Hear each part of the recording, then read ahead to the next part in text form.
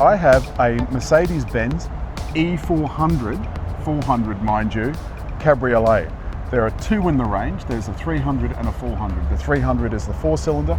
This is the bi-turbo V6 with 241. Do you want to make sure 245 kilowatts of power and 480 newton meters of torque. 480 newton meters. This has a proper cloth roof, and it's a several layer cloth roof. It's acoustically dampened so that you don't hear much noise from the outside. What people will notice with the cloth top is that the rear end of the convertible looks much more svelte. On these 20-inch AMG wheels, you'd expect the ride to be rubbish. Now, to get in, I have the key in my pocket. All I have to do is do this, and the car has unfolded the mirrors, and it's waiting for me to get in. Look at that. Now we're around the back, you can see that we've got the 4MATIC badge, which means this car is all-wheel drive. The whole Mercedes symbol is the door handle, and it's also the reversing camera. If you just push your thumb on the top part, the bottom part pops out, and the boot just pops up. Notice it's a manual boot. So I'm just going to push the button and watch this. Are you watching? And I'm going to push it again. Look at that, hey, wacky do. You love the little colourful... The look, if you just come around here, look at that. You can see the sparkles in that light. Sparkles. Now, here at the front, we've got these very fancy LED adaptive headlights with the daytime running lights.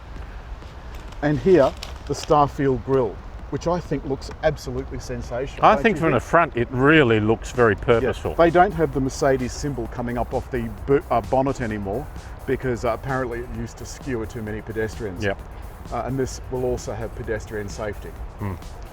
This Mercedes symbol here, which is where they put all of the sports cars, have this same thing, and I think actually now the other sedans do too, is where the radar is for the Distronic. Everybody else has active cruise control. Mercedes has Distronic. Distronic, of course. And of course, this colour, this navy blue, I think looks absolutely smashing. And everything on here, I think, just has that elegant look. I like the chrome. I think it just looks great. Chrome down on the lower bumper, and of course, this car is full of sensors. While you're driving, this car actually watches all the way around you for anyone that's trying to do you any harm. Now, we finished up testing just before the reverse autonomous emergency braking. Someone walked behind the car at a garage, and it banged on the anchors even though they were a pretty safe distance from us. So it will also steer itself, although in Australia it's not allowed to steer itself. In a limited way. In a limited way, yeah. So if you take your hands off the wheel, the car will tell you to put your hands back on the wheel. Mainly on straight sections of road. That's right, with the Distronic engaged. Apart from an extensive list of features, air scarf neck level heating is accompanied by a deployable rear wind deflector. An air cap pops out of the top of the windscreen, and it helps to keep the cabin free of drafts and the temperature just so. Of course, you'll still get burnt to a crisp in a hot Australian summer if you leave the roof down on a 40-degree day. Like the exterior, the interior drips with luxury. Timber and metal combine with leather, both real and man-made, to give a feeling of a luxurious private jet. The impression is heightened by the aviation-style air vents. Dominating the dash are two 12-inch LCD screens. Information can be reconfigured and displayed just as the driver wants.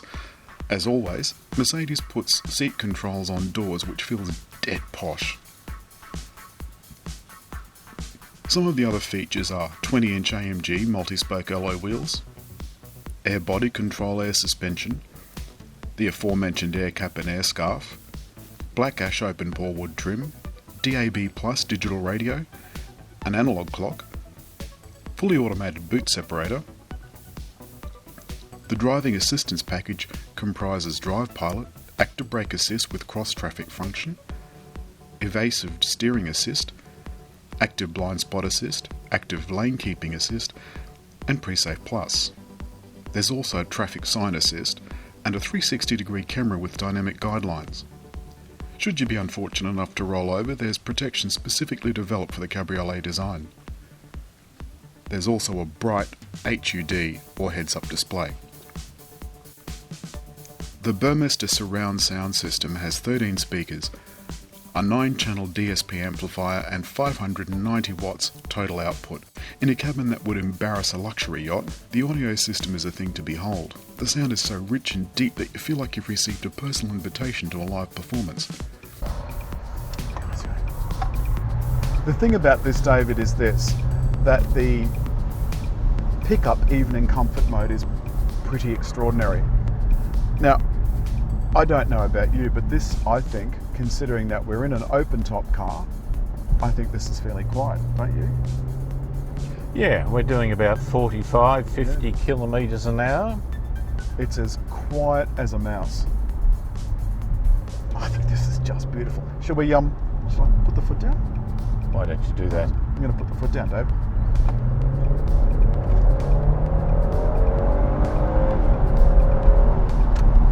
The car itself gives you a great deal of confidence. And it gives you confidence because it is looking out for you all the time. Now, as I said in the intro, it is looking out to make sure you don't make it complete. Now, did you feel it pull then? Yeah. That was the car saying there's someone it thought too close in front. Ah, okay. And it was about to jam on the anchors. Now, it does it in stages. The parking system in the E400 is fully automated. Simply press a button, allow the car to find a spot, then select which way you want to enter. The E400 takes over once the driver selects reverse.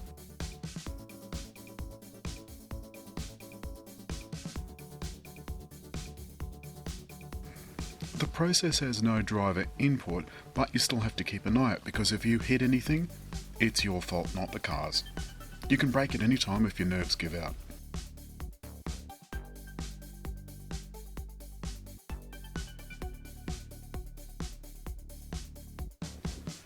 Apple Carplay is easy to use, but would be much easier if the large LCD screen had touch capabilities.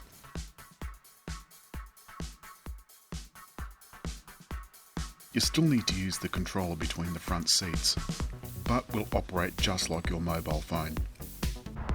Well, David, that's it, the Mercedes E400 Cabriolet. It is a pretty special car. Plenty of power, enough power, Yep. of super elegance. It is absolutely big. It's very much like a land yacht in comfort mode, but it's got plenty of pep still, and even more pep once you put it in sports mode. And it's got good technology. I mean, the screen, the digital screen, not only is it big, but it's starting to show good information. I still find some of the controls a bit cumbersome and it's not a touch screen, but it's pushing down a path of how we communicate information to the driver. Well, I think all that, we're only a software update and a bit of legislation away from this car being able to drive itself. I mean, you saw that, if you put your indicator on, it'll change lanes with the Distronic engaged. It will keep you in the middle of the lane. It's an incredibly safe car. I don't drive many cars often that I could live with, and this isn't just because it's a posh car. It is absolutely a posh car, make no bones about it. But I could live with this car, I could live with it every day. It is completely practical. I rate the Mercedes-Benz at 9 out of 10. It's a true gentleman's topless tourer, and I wouldn't change a thing about it.